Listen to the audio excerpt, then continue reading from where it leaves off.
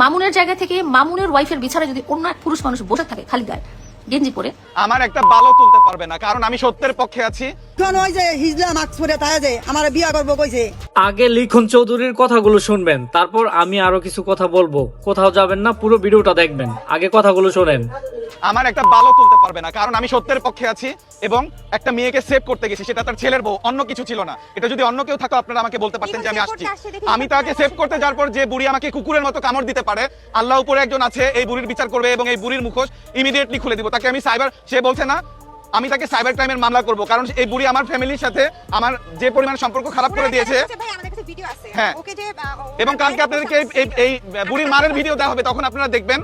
আমি এসআর কাছ থেকে নিয়ে আপনাদেরকে কালেক্ট করে দিব যে উনি কিভাবে অ্যাটাক করছে, এবং উনি আমার পুরুষাঙ্গের লাথি মারছে। যিনি আমার জেন্ডার নিয়ে কথা বলে উনি আমার পুরুষাঙ্গের লাথি মারছে। তাহলে কত বড় একটা নেস্টিক মহিলা, কত বড় ডার্টি ফ্যামিলির মেয়ে হলে এই ধরনের কাজ করতে পারে। আমার যদি 50 বার জেলও খাটতে হয়, আমি এটার শেষ দেখে ছাড়বো। বাংলাদেশে কোনো মেয়েকে যেন নির্যাতিত না হতে হয়, নির্যাতন করতে না পারে, এবং মামুন গ্যাং, মামুনের পরিবার গ্যাং কোনো মেয়েকে যেন নেক্সট টাইম টর্চার না করতে পারে। আমি এটা লাস্ট দেখে যাবো। উনি যদি আমাকে 50 বারও জেল খাটায় বা আমার বিরুদ্ধে যে কোনো অ্যাটেম্প দিতে পারে, আই ডোন্ট কেয়ার, কারণ আমি একটা মেয়ের পিছে আছি, আমি একটা মা জাতির পিছে আছি, একটা নারীর সাথে আছি। এতে যদি মামুনের মামার বিরুদ্ধে লাগে, আমাকে যদি কামড়ায় এরকম আরো 50 বার মাংস উঠে নেয়, আমি আমার বোনেদের জন্য মারা যেতে রাজি। আমি লাইলার জন্য একবার চাকু খেয়েছি, আমি মোহনার জন্য আজকে কামড় খাইলাম।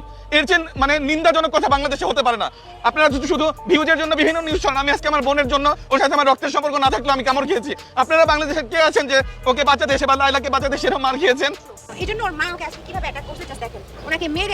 কামরায় আমার এখানে মাংস তুলে নিছে এবং সে আমাকে বারবার বলতেছে যে তুই আমাকে বিয়ে করতে চাইছিস, দাঁড়া তোকে আজকে মেরে ফেলবো। এটা বলে সে আমার অলরেডি পুরুষাঙ্গেও লাথি মারছে, 3-4টা লাথি মারছে। আর আমার চুল, বড় চুল এমন ভাবে ধরছে যে আমি উঠতে পারতেছিলাম না। আপনাদের কাছে আমরা ভিডিও ফুটেজ কালকে দিয়ে দিব, কারণ মামুনের মা যে নাটকটা করছে, আমি এর আগেও বলছি যে সে এই কামড়টা যদি তার ছেলেকে দিত, মোহনাকে যখন মারছে, মোহনার চিৎকার শুনে মোহনার আম্মু আমাকে কল করছে। সে আমাকে ধর্ম ছেলে ডাকছে যে লিখন তুমি কোথায় আছো, আসো।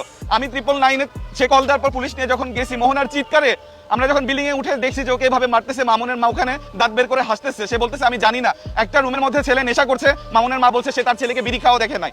একটা রুমের মধ্যে ছেলের বউকে এভাবে নির্যাতন করছে, এভাবে মেরে রক্তাক্ত করছে, তারপরে মামুনের মা বলছে আমি দেখি নাই। মোহনার আম্মু তাকে বলছে যে আপনি আমার মেয়েকে বাঁচান, আপনারা গেট খোলেন। সে কোনোভাবে গেট খুলছে না। পরে পুলিশের সহযোগিতা নিয়ে আমি যখন রুমের মধ্যে প্রবেশ করছি, তখন বলতেছে তুই কেন আসছিস, তুই কেন আসছিস? আমি গেছি শুধুমাত্র আমার এই বোনটাকে বাঁচানোর জন্য, আর কোনো কিছু না। এখানে আলাদা কোনো ইন্টেনশন ছিল না। আমি মোহনাকে পারমিশন দিছি মামুনের সাথে সংসার করার জন্য, যে ও সংসার করবে। এবং আমার করে একটা মামলা ছিল, মোহনা আমাকে বলছে যে ভাইয়া তুমি আর এসব কোনো কিছুতে যেও না, সবকিছু ঠিকঠাক করে নিয়ে আমরা একসাথে সুন্দরভাবে লাইফ লিডিং করতে চাই। মামুনকে আমি সেই অপরচুনিটি দিছি, এবং মামুন আমাকে কয়েকবার কলও করছে, তার বাসায় ইনভাইট করছে। আজকে 4 দিন যাবত মামুন আমাকে কল করতেছে লিখন আসো। গতকাল রাত্রেও মামুন আমাকে বলছে লিখন আসো, আমরা সবাই মিউচুয়াল করে এক হয়ে থাকবো। লিখনের যত অভিযোগ এতক্ষণ আমরা ধৈর্য সহকারে শুনলাম। এইবার আমরা শুনবো যে লিখনের হাতে মামুনের মায় কেন কামড় দিয়েছে। কোথাও যাবেন না, খুবই গুরুত্বপূর্ণ আলোচনা, কিন্তু কথাগুলো শুনবেন আর আপনার মূল্যবান মতামত এই ভিডিওর কমেন্ট বক্সে জানাবেন। কাজটা কি ঠিক করলো না বেঠিক করলো, আগে কথাগুলো শোনেন। প্রিন্স মামুনের মায় কি বললো আগে শোনেন। ওই যে হিজলা মাস্ক পরে তাই যে আমার বিয়া করবো কইছে। হে আমার বিয়া করতে আমার ভাগ্য ছিল, হেলিকে আমি কামড়টা দিছি। এবার আসেন লিখনকে নিয়ে লাইলা আপু কি বললো, আমরা সেই কথাগুলো শুনবো, তারপরে আমরা আবার আলোচনায় যাব। আগে ভিডিওর কথাগুলো শোনেন। এতদিন থেকে আমি যদি আজকে মামুনের জায়গায় থাকতাম এবং আমার ওয়াইফের বা আমার হাজবেন্ডের বিছানায় যদি অন্য মানে মামুনের জায়গা থেকে মামুনের ওয়াইফের বিছানায় যদি অন্য এক পুরুষ মানুষ বসে থাকে খালি গায়ে গেঞ্জি পরে, তাহলে রাগ হওয়াটা তো খুবই স্বাভাবিক। আমি প্রচন্ড প্রচন্ড প্রচন্ড ভাবে অবাক হচ্ছি যে এই কাজটা কত কত মানে জ্ঞানহীন মানুষ এই কাজটা করতে পারে, কতটা জ্ঞানহীন মানুষ এই কাজ করতে পারে। যে তোমাকে সে কেউ ধর্মের ভাই বানাইছে কেন? ও সারা জীবন এই মহিলা বা এই মহিলার পরিবার সারা জীবন কি তোমার উপরে ডিপেন্ডেন্ট ছিল? সারা জীবন তারা চলছে কিভাবে? সারা জীবন তারা দুনিয়া চলে বেড়াইছে কিভাবে? তোমাকে লাগছে তখন? তাহলে এখন কি ধরনের তুমি ধর্মের ভাই হয়েছো তুমি তার বিছান? মামুন যে রাগ করেছে এটা তো খুবই স্বাভাবিক। মামুনের ওয়াইফের গায়ে কেউ যদি হাত দেয়, মামুনের ওয়াইফের গায়ে যদি কেউ টাচ করে, মামুনের ওয়াইফকে কেউ যদি জড়ায় ধরে, মামুনের ওয়াইফের বাসায় যদি কেউ দিন রাত ধরে মানে 15 দিন 16 দিন ধরে স্টে করে, কোন রকম রিলেশন ছাড়া তার বাসায় রান্না বান্না করে, তার বিছানায় ঘুমায়, তাহলে রাগ তো করবেই।